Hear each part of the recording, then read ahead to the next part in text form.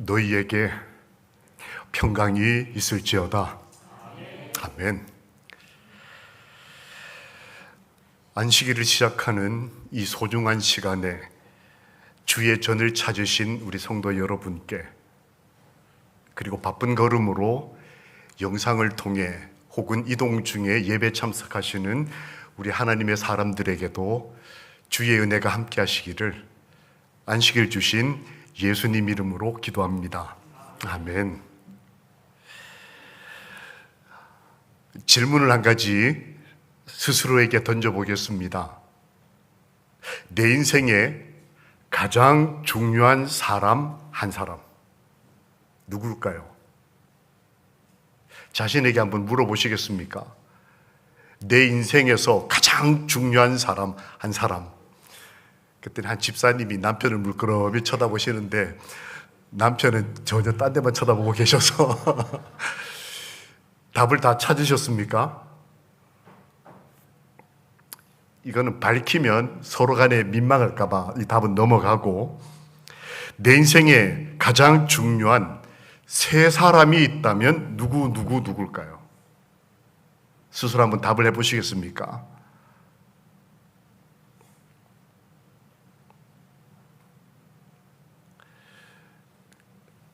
좀 어렵죠. 세 사람까지는. 조금 범위를 넓혀서 내 인생과 앞날의 삶에 가장 중요한 사람 7사람. 하나 더하기 둘 더하기 셋에다가 넷을 더 생각하면 되겠죠. 그 중에 혹시 제가 들어간 분 계십니까? 저희 집사람도 저렇게 세지 않았나 보네요. 만약에 이 7사람이 끝인데 그 뒤에다가 보너스로 한 명을 더 덧붙인다면, 나는 7이면 충분해, 이거 완전수야. 그런데 거기다가 하나를 더 붙인다면 누구를 더 하시겠습니까? 이게 답입니다. 한 사람, 세 사람, 7사람 이 답이 아니고, 그래 내 인생의 가장 중요한 핵심, 그 다음 하고 난 다음에 핵심은 아니지만 보너스로 한 명 더 더한다면 이 사람. 박남주 장로님은 누구신가요?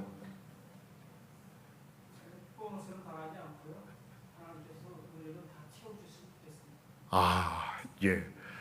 아주 지혜롭고 정확한 답을 주셨습니다. 여러분 답을 다 해보셨습니까? 한 사람 선택하라면 누구랄까? 세 사람이면 누구. 7사람쯤 되면 누구. 그런데 이렇게 완전하게 요 정도는 내가 정말 중요하게 생각한다는 것, 그 숫자 말고 한 명을 더 하라면 누구를 더 하시겠냐는 거예요. 누가복음 6장 12절에 이렇게 기록되어 있습니다. 이때 예수께서 기도하시러 산으로 가사 밤이 새도록 하나님께 기도하시고 밝음에 그 제자들을 부르사 그 중에서 12를 택하여 사도라 칭하셨으니, 17절 예수께서 그들과 함께 내려오사 평지에 서시니 그 제자의 많은 무리와 예수의 말씀도 듣고 병고침을 받으려고 유대 사방과 예루살렘과 두로와 시도네 해안으로부터 온 많은 백성도 있더라. 온 무리가 예수를 만지려고 힘쓰니 이는 능력이 예수께로부터 나와서 모든 사람을 낫게 함이로라. 이렇게 기록되어 있습니다. 이 기록의 소제목이 뭐냐면 예수께서 12 제자를 택하시며요. 예수님이 정말 중요한 시기에 지금 직면하셨습니다. 아시는 대로 교회를 조직하셔야 되는 상황이 됐습니다. 예수님이 이 땅을 떠나시고 난 다음에도 발전해야 할 교회의 기초와 틀을 놓으시는 선택의 상황에 예수님이 지금 면해 계셨습니다. 얼마나 중요했는지 예수님이 철야 기도를 하십니다. 밤새 기도하시고 내려오셔서 이 일을 결정합니다. 그리고 시대소망에 보면 하나님과 함께 일하는 사람을 선택하는 일이었다. 그러니까 나와 잠깐 3년 반 동안 교제하는 정도가 아니고 평생 하나님과 함께 일할 사람을 선택하는 아주 중요한 순간, 그것도 교회의 기초를 놓는. 사실 교회가 없었던 거 아니죠. 멀쩡히 성전이 있었고 교회 조직이 있었고 소그룹들이 허다했습니다. 그때는 소그룹이라 부르지 않고 회당이라고 불렀어요. 군데군데 모여가지고 예배를 드리는 회당들이 있고 성전이 있고 제사장이 있고 봉사하는 여러 조직체가 있었음에도 불구하고 예수님은 진정한 의미에서 구원받은 기쁨이 뭔지를 아는 사람들로 조직된 교회를 기초를 놓고자 하는 중요한 시기였습니다. 이 12사도를 부르셨다 했는데 여러분, 제자와 사도의 차이점을 아십니까? 제자는 선생님에게서 배우는 사람들 혹은 도를 배우는 사람들을 일컫는다면, 사도, 이것은 불일사 혹은 도는 무리도, 예수님께서 부리고 보내시는 사람들. 제자는 배우는 사람들이라면 사도는 어떤 소명을 띠고 움직이는 사람들, 즉 보내심을 받은 사람들입니다. 너희는 가서 모든 족속으로 제자를 삼아. 사도는 12명에만 제한된 명령, 보내심을 받은 사람의 의미가 아니었고 오늘날 저희들에게 있어서도 같은 보내심을 받은 의미에서 굉장히 중요한 의미를 가진다고 볼 때에 12사도를 선택하는 것은 오늘날 저희들에게도 하나님이 나를 왜 여기로 부르셨을까를 고민하게 만들고 진중하게 생각하게 하는 한 단초가 된다는 겁니다. 예수님이 그날 산에 내려오셔서 평지에 서셨을 때 세 부류의 무리가 있었습니다. 첫 번째는 많은 백성이라고 불리우는 사람들, 말씀도 듣고 병고침 받고 은혜 받고 하고 싶어서 온 많은 사람. 두 번째는 많은 제자들, 예수님을 조금 더 적극적으로 따라다니고 예수님과 함께 이런저런 진로를, 자기 진로를 포기하고 예수님을 따라다니면서 배웠던 또 다수의 제자들이 있었습니다. 그리고 세 번째 사람이 누구냐? 예수님이 불러서 세운 12사도.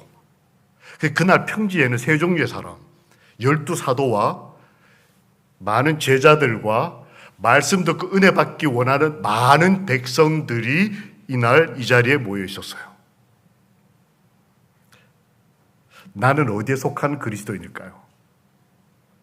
말씀 듣고 은혜 받기를 원하는 예수님 옆에 있는 사람, 성경은 그를 백성이라고 불렀어요.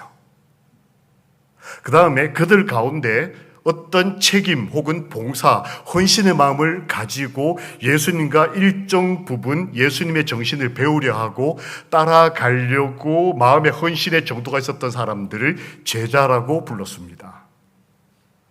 그런데 예수님 그 제자들 가운데서 성경 기록에 보니까 그 제자들을 부르사 그 중에서 12를 택했다. 가장 중요한 시기에 보내심 받은 주와 하나님과 함께 일할 12명을 택하셨습니다. 목적은 두 가지였습니다. 첫 번째 목적은 같은 사건을 기록한 마가복음에 보면 예수님과 함께 있어서 그 다음에 보고 들은 것을 나가서 전도하게 하도록 하기 위해서 예수님이 12를 택하셨어요.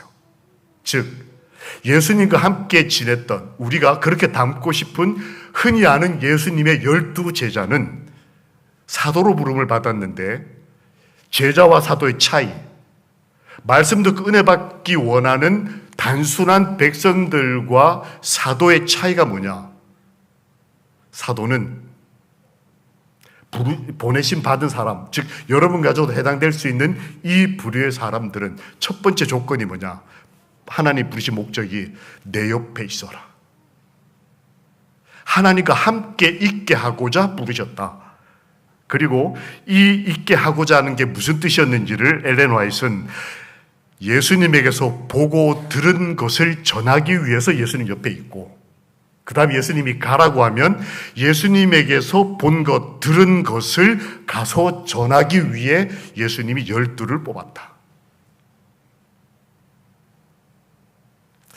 여기까지가 사도의 부르심이었습니다. 여러분과 저는 사도입니까? 제자입니까? 백성입니까? 목사님, 12사도는 아무나 되는 게 아닌 것 같습니다. 예를 들면 목사님, 아니면 연합회장님, 아니면 뭐 수석장로님이, 아니면 장로님들이 12사도 같고, 집사님들이 제자들 같고, 그저 저는 말씀 듣고 은혜 받으면 되는 정도. 저는 그냥 뭐 20살, 뭐 21살 청년에 불과하니까 그냥 백성, 그냥 people.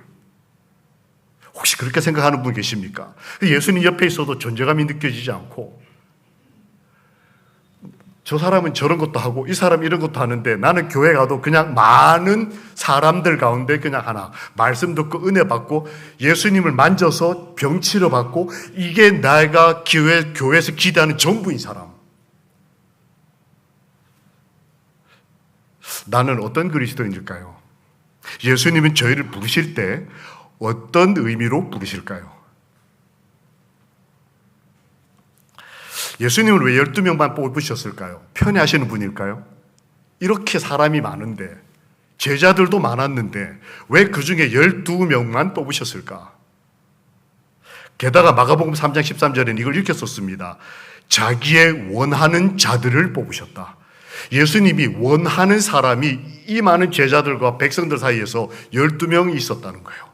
그러면 저희가 생각할 때 나는 그 12명 가운데 끼일 수 있을까? 저분은 목사님이 되고, 저분은 연합회장님이 되고, 저분은 장로님이 되고, 저분은 집사님이 되니까 교회에서 예수님에게 원한 바 된 사람이고, 나는 그냥 말씀 듣고 은혜 받으면 되는, 구원받으면 되는 그냥 교회 평범한 있으나 마나 한 그런 사람으로도 충분할까? 어떤 사람은 그것만으로도 감사한데 어떤 사람은 속이 상했어요. 그래서 1번, 2번, 3번, 4번, 5번, 6번, 7번 갈 때까지 자기 이름이 안 나왔습니다. 아까 제가 7명까지 했잖아요.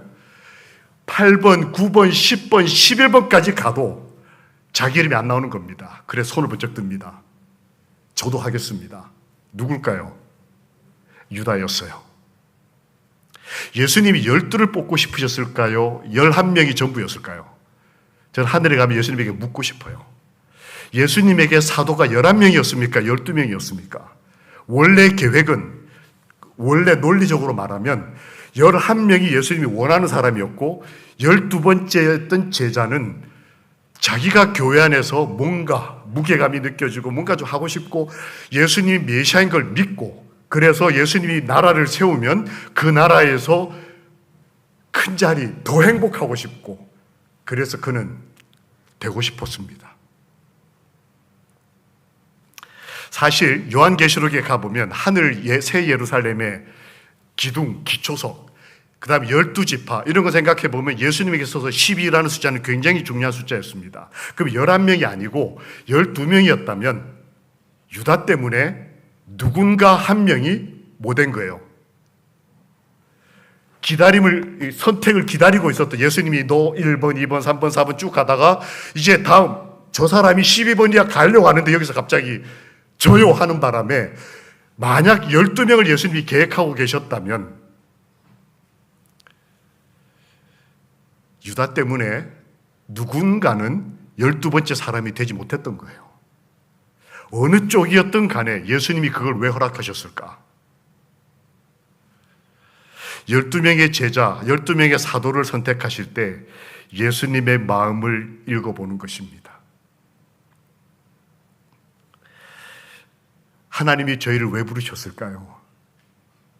여러분, 내가 구원받고 하나님의 은혜를 받고 여기에 안식일 이 시간에 성전에 오셨는데 여기까지 내 인생을 인도하신 하나님의 부르심의 이유가 뭔지, 그 간절함이 뭔지, 그 은혜가 뭔지 혹시 오늘 저녁 한번 생각해 보시겠습니까? 하나님이 나를 왜 택하셨을까?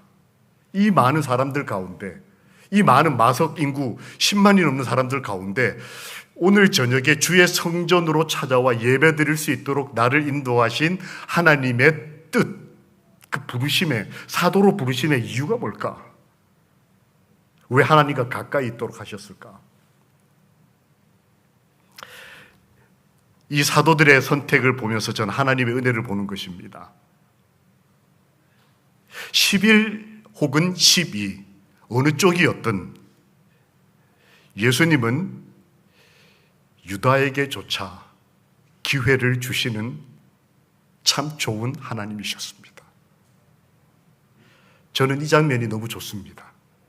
예수님이 11명만 뽑으려고 계획하고 있었는데 유다가 나서는 바람에 12명이 됐든 아니면 12명을 뽑으려고 생각했는데 그 12번째 사람 예수님의 의지, 지도 밤새도록 하시고 요 사람이 12번째 하고 있었는데 남태희 지사님을 고르려고 하는데 갑자기 다른 사람이 치고 들어오는 바람에 남태희 지사님이 12번째에서 떨어져 나가버린 상황을 예수님이 수용하면서까지라도 유다에게 뭘 주셨다?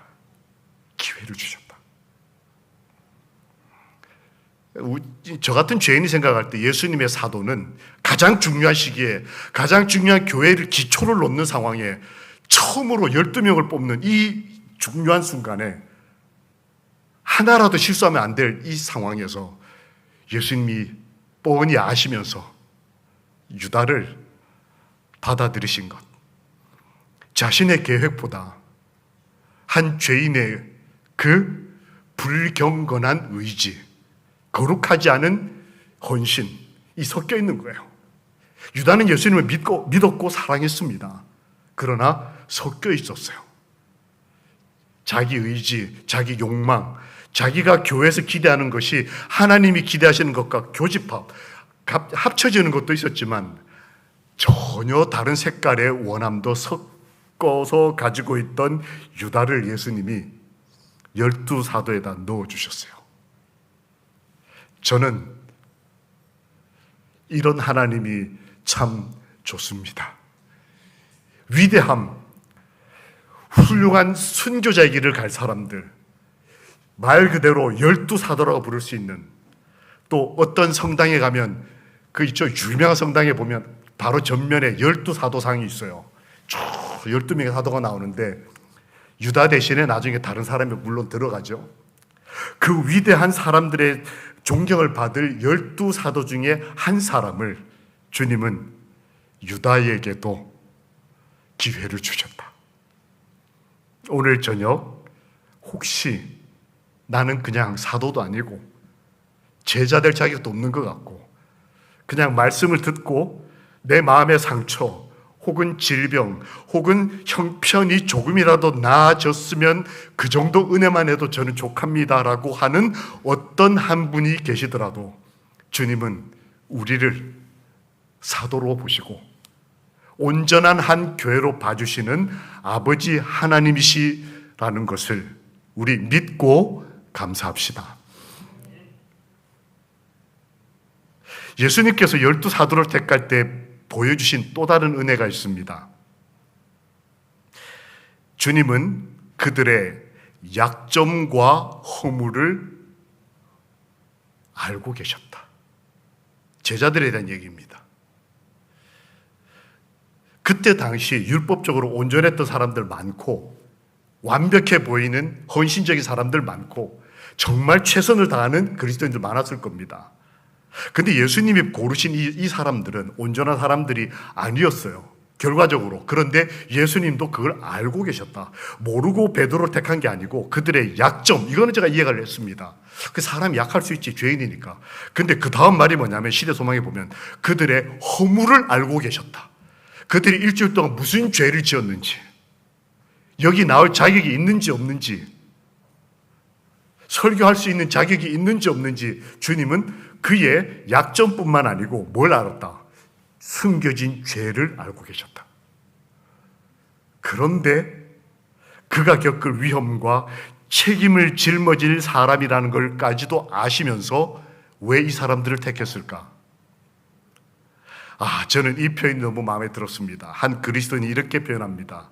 주님은 그들의 약점과 허물을 아시고 그들이 위험에 처하며 책임을 짊어질 사람들인 것을 아시면서도 그들의 선의 가능성을 보셨다.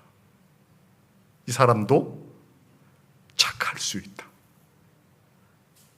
우리 인생을 지금 이 정도에서 만족하도록 하지 않으시고 우리 인생의 앞날에 대한 가능성을 보시고 우리를 선택하시고 부르시는 분이 예수 그리스도라는 사실을 인하여 안식일 저녁 여호와를 찬양합니다.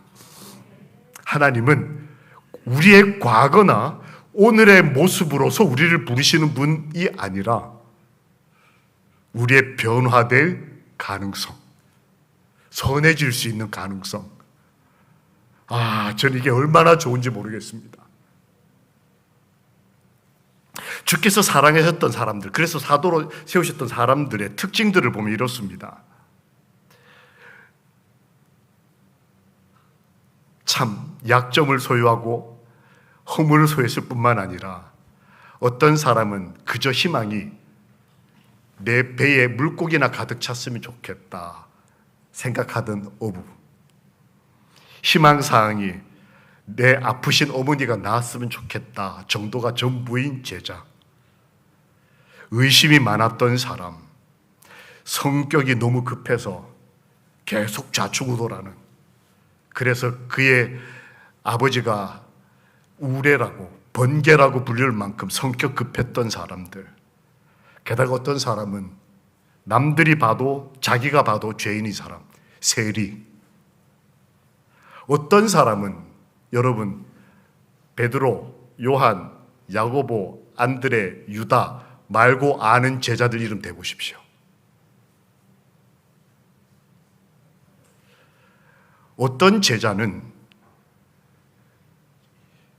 순교하고 나중에 하늘 새 예루살렘에 성곽 12 기초석에 자신의 이름이 기록될 것이라는 것이 알려져 있음에도 불구하고 2023년 제7일 안식일 예수 재림교 마석교회 교인들에게 이름도 기억되지 못하는 제자도 있어요. 베드로, 요한, 야고보 정도가 유명하지만 어떤 제자는 제자였는지조차 사람들이 기억 못하는, 우리가 기억 못하는데 저쪽 바깥 사람들이야 오죽하겠습니까?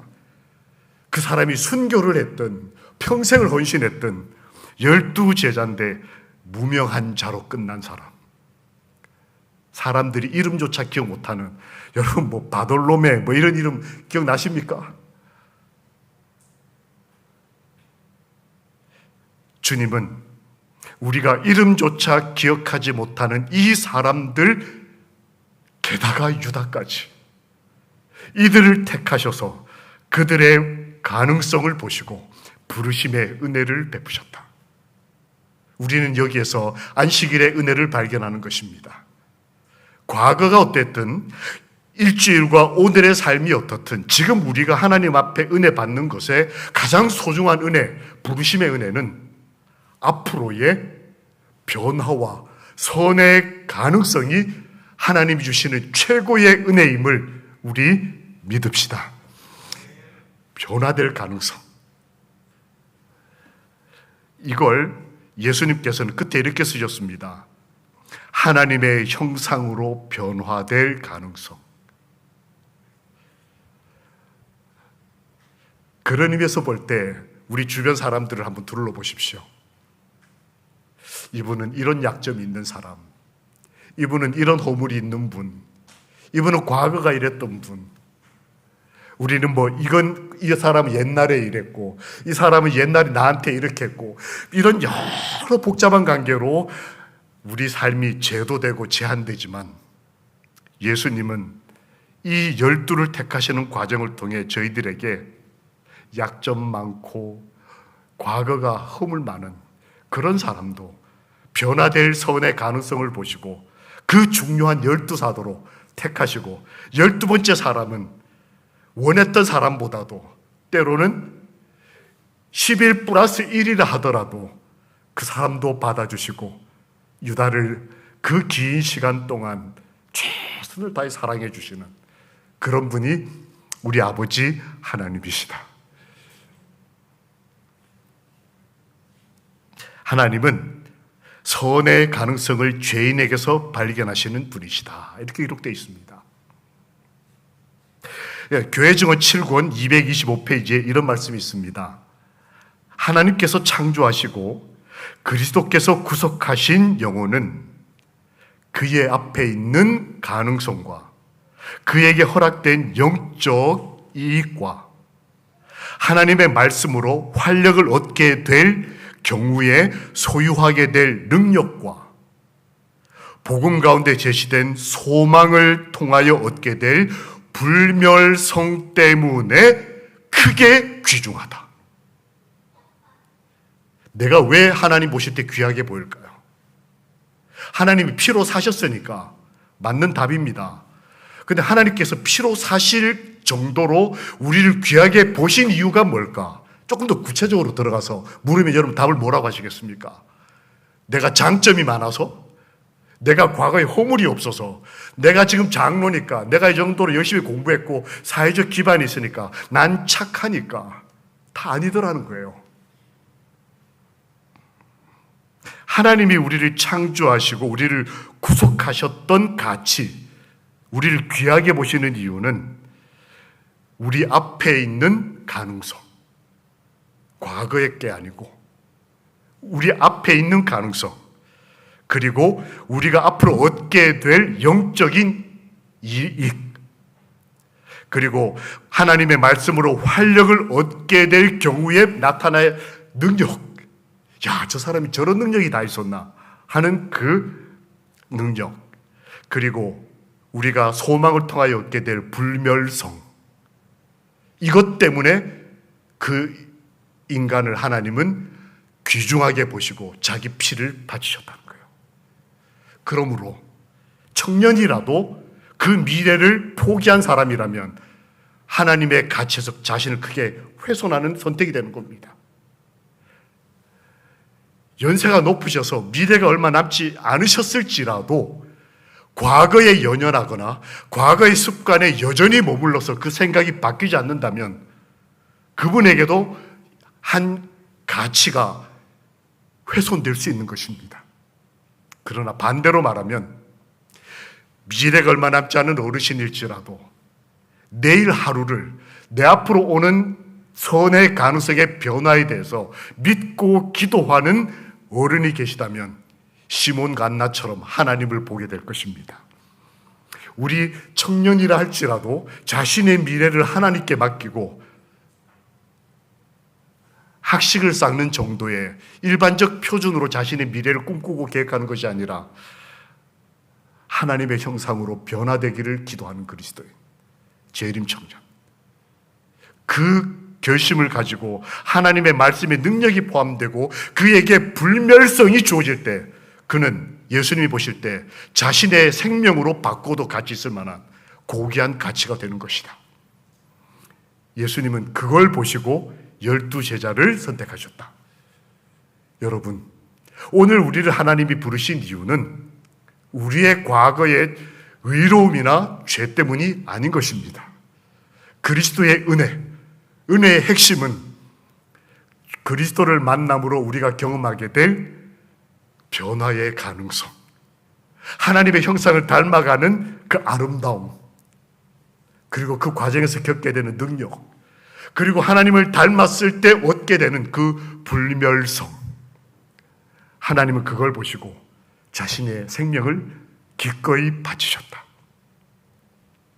그러므로 이 안식일 저녁 우리의 가능성과 우리의 선의 가치와 우리의 미래를 하나님이 귀하게 보셨다는 것을 믿고 우리 스스로 우리를 제도하거나 제한하거나 포기하지 말고 하나님 손에 맡김으로 하나님의 형상으로 끝까지 닮아가시기를, 그 거룩한 능력을 경험해 보시기를, 하나님이 주시는 불멸성을 얻게 되시기를 예수님의 이름으로 기도합니다. 아멘. 내가 얼마나 귀해서 주님이 나를 뽑으셨는지 답을 서로 간에 나눠보는 시간을 가지겠습니다.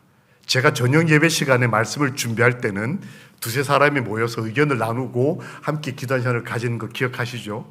지금 시간에 주변에 있는 세 사람, 네 사람 모이셔서 하나님이 나를 이래서 부르신 것 같다.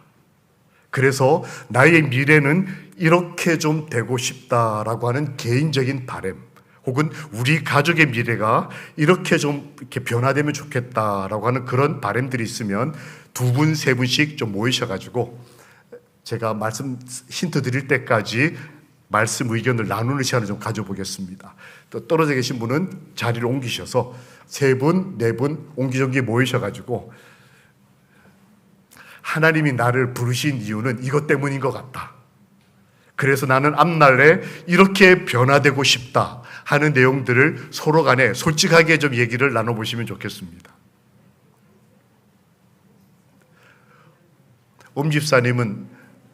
엄기성 집사님 앞에 분들하고 하시든지 뒤에 전사님 네 분하고 하시든지.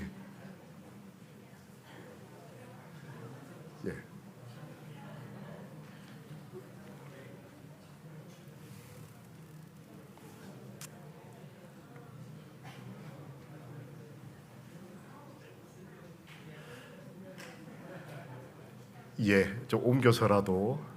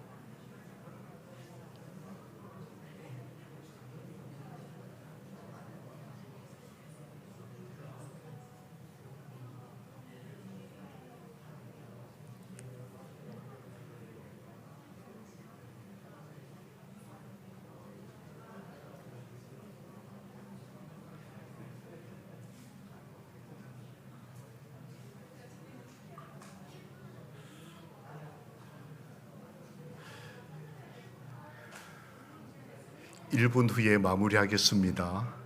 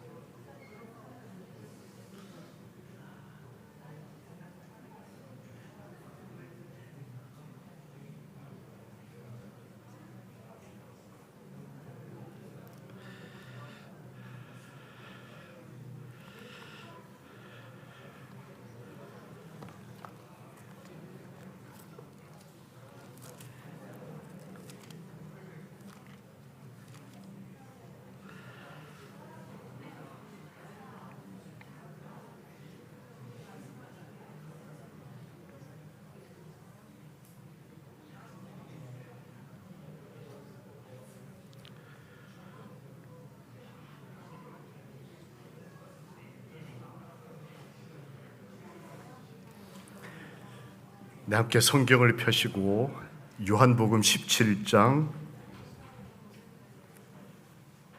21절 같이 좀 읽겠습니다. 안식일 첫 시간에 성경을 우리 직접 읽겠습니다. 17장 21절 시작.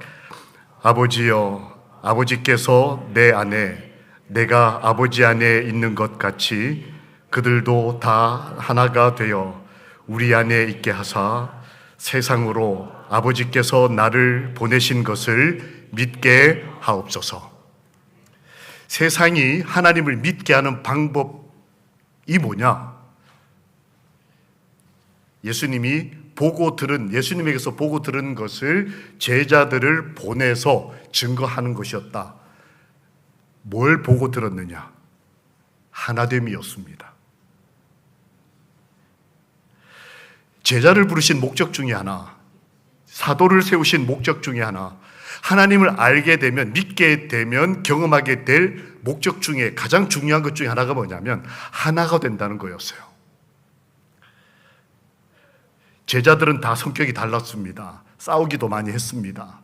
그런데 그들이 예수님을 바라보고 가까이 다가가면 다가갈수록 비례해서 그들 사이도 가까워졌다고 말씀은 기록합니다. 교회 생활을 진정으로 한다는 증거 중에 하나가 뭐냐? 적이 없어지는 거예요. 가까운 사람이 많아지는 겁니다. 교회를 30년, 40년 다녀도 속상한 사람이 많고 나를 이렇게 부담스러워한 사람이 많으면 저처럼 회개를 해야 되는 거예요. 예수님께서 제자들에게 주신 가장 소중한 한 사명이 뭐였느냐면 가서 복음을 전하라. 그 복음이 뭐냐는 거예요. 가라는 것 중요하지만 더 중요한 것은 시대소망 291페이지에 보면 한 마음, 한 정신. 이게 제자들에게 필요했고 예수님 옆에 함께 있는 게 무엇을 뜻했느냐? 앞으로 어떤 변화가 필요하냐? 당신하고 내가 하나 됐으면 좋겠다라고 말씀하신 부부들 계십니까? 여기 지금 커플들 많이 앉아 계시거든요. 한참을 얘기하신 분도 계셨고 빨리 끝내신 분도 계셨는데 여러분 혹시 대화 나누는 중에 당신하고 아니면 네 분 부부가 아니었어도 우리가 하나 되어 있는 것이 앞으로 우리 변화의 목적이었으면 좋겠다라고 하신 분 계십니까? 예수님의 바람이 그거였다는 거예요.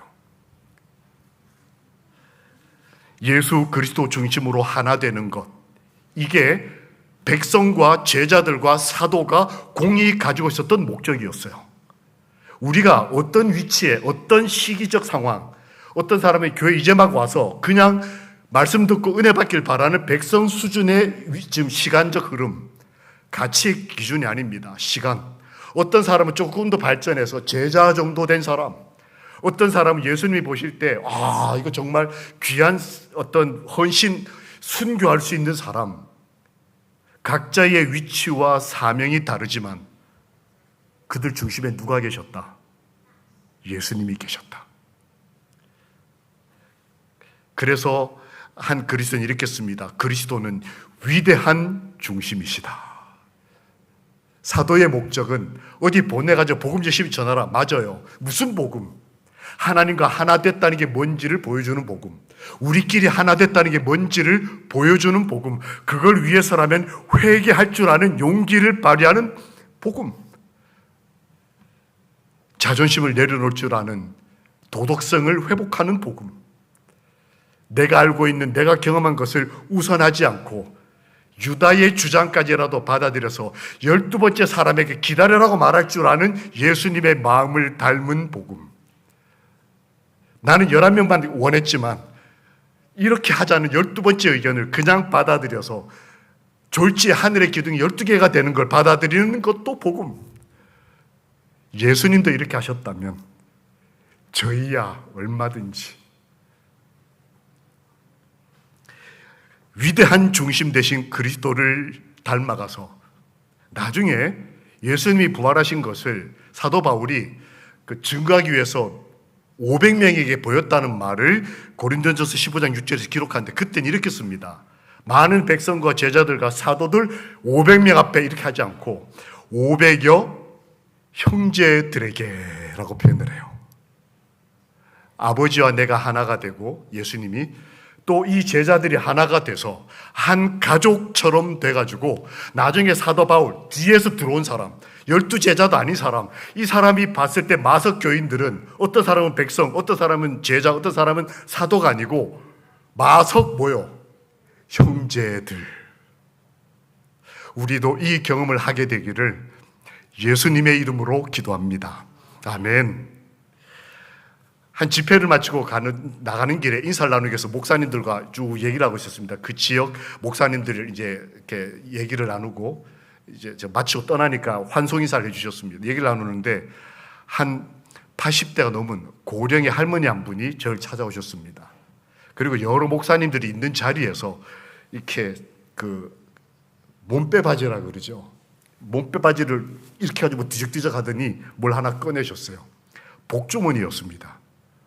옛날 어르신들이 돈 이렇게 놓고 다니는 복주머니를 옛날 할머니들이 안에 놓고 다니시잖아요. 그걸 꺼내셨어요. 그리고 저한테 이렇게 손에다 잡아주셨습니다. 김 목사님, 제가 목사님 처음 봤지만 내가 이렇게 말씀 속에서 받은 은혜가 있어서 이걸 가지고 가셔서 저보다 더 불쌍한 사람에게 베푸십시오 하고 복주머니를 주셨어요. 그 제가 이제 뭐 그런 경우가 있으니까 알겠습니다 하고는 옆에 있는 목사님들이 다 이제 증인으로 계시니까 목사님 제가 이렇게 갑니다 그랬더니 한 목사님이 특별히 표정을 좀 엄숙하게 하시더니 저를 따로 보자고 하셨습니다. 그래서 나와서 목사님들 다 인사하고 할머니하고도 헤어지고 그 지역에 있는 원로 목사님에 속하는 그 목사님 선배님에게 갔더니 그분이 그렇게 얘기하시는 거예요. 김 목사님, 이 할머니는 폐지를 주워서 생활하시는 국가의 노인 보조를 받고 계시는 어른이십니다. 이분은 야쿠르트 하나도 사드시지 않는 분입니다. 근데 이분이 복주머니를 꺼내시는 것을 저희가 봤습니다. 할머니에게서도 변화가 일어나는 거죠. 평생 그 돈 모아서 새끼 주는 그게 몸에 밴 분이에요. 폐지를 모으고 야쿠르트 하나도 먹지 않는 그런 할머니, 즉 좀 험하게 말하면 돈 쓰지 않는 곱하기 노. 그런데 교회 생활을 열심히 하셨는데 그분에게서 변화가 일어나는 걸 보고 이 목사님이 담임 목사님이신데 감동해서 그 감격을 표현하시는 겁니다. 이 할머니가 돈이 최고인 줄 알았는데 그걸 누군가에게 이렇게 베풀자고 하는 게 이거는 제가 볼 때 이 장막회 큰 기적 중에 하나입니다. 이렇게 이제 은혜를 나누고 기도하고 왔는데 제가 이게 귀한 거구나 해서 공공계좌에 넣으려고 그 ATM기 그 자동 그 입출금기에 가서 그 복주머니를 열었어요. 10,000원짜리가 몇 장 있었습니다. 그걸 꺼냈는데 제가 그거를 그 입금 과정을 거쳐서 넣고 돌렸는데 돌아가다가 멈추더니 몇 장이 튕겨 나왔어요. 왜 튕겨 나왔을까요? 돈이 몇 장이 붙었습니다. 10,000원짜리 몇 장이 붙어가지고 이게 이 기계가 인식을 못해서 뱉어낸 거예요. 봤더니 이게 붙어서 제가 한 장 한 장 뗐더니 그 사이사이가 곰팡이가 붙어 있는 거예요. 이 돈을 장판 밑에다 놓고 몇 년을 어떻게 했는지 돈 사이사이가 곰팡이가 펴서 붙었어요. 액수도 꽤 큰 액수였습니다. 오랫동안 모은 돈이었어요. 제가 그 사랑과 변화되는 은혜 앞에서 한참을 서 있었어요. 많은 사람이 베푸는 게 아니고 정말 당장 먹거리를 걱정하고 한 여껏 끌고 가도 2, 3천 원 받는, 그렇게 하루를 사던 그분이 야쿠르트 하나도 자기를 위해서 마시지 않는 분이 그 꼬개 곰팡이 펴도록 장판 밑에 넣어놓던 돈을 한 형제된 사람에게 나누어 달라고 그 변화를 일으키는 모습을 보고 조용히 하나님의 모습을 그리워하게 된 것입니다. 나중에 그 지역 목사님에게 전화를 다시 드렸어요. 사진을 찍어서 보냈습니다. 그분이 주신 돈인데 이렇게 곰팡이 앞에서 붙었다고. 정말 귀한 돈이라고. 그 목사님이 그러셔요. 그분의 마음을 변화시키신 하나님의 은혜가 귀하다. 그분은 우리를 크게 귀중하게 보신다. 그 부르심과 그 은혜를 누린 우리의 미래를 기대하시는 하나님의 그 소중한 사랑을 감사하면서 우리 기도하는 시간을 가지겠습니다. 우리 방금 전에 말씀을 나누었던 분들끼리 짝을 지어서 서로를 위해서 서로의 기대와 그 다음에 미래가 하나님 은혜 가운데 이루어지기를 서로 중보기도해 주시고 마치시는 대로 우리 가정으로 돌아가시겠습니다. 함께 말씀 나누신 분들끼리 모이셔서 한 형제된 마음으로 함께 기도하겠습니다.